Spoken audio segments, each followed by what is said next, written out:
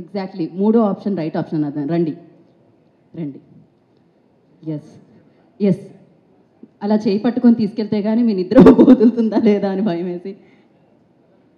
Hi అండి, good morning.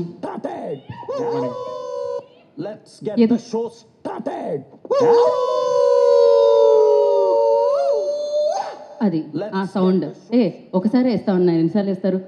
So ఆ sound ఒకసారి మీరు ఏమైనా చేస్తే, ఎందుకంటే థియేటర్లో అందరూ అదే సౌండ్ చేస్తారు. ఎందుకంటే మేము 2.5 ఏళ్ల నుంచి అదే చేస్తున్నాం, ఆ సౌండ్ చేస్తున్నాం. 200 ఏళ్ల నుంచా?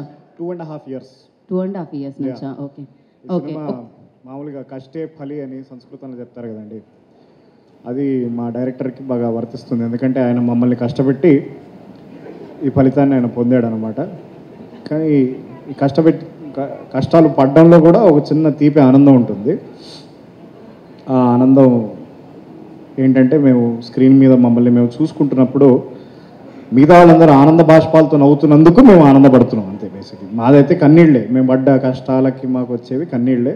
ఆ కన్నీళ్ళు ఇంకెవరికి కనిపించకూడదని చెప్పి నేను కళ్ళద్దాలు వేసుకొని తిరుగుతున్నాను. అది సంగతి. ఈ అద్దాల వెనకాల అంత బాధ దాగుందా అండి? చాలా బాధ ఉందండి, చాలా విపరీతమైన బాధ, విషాదగాథం. విషాదగాథం, అర్థమైపోయింది.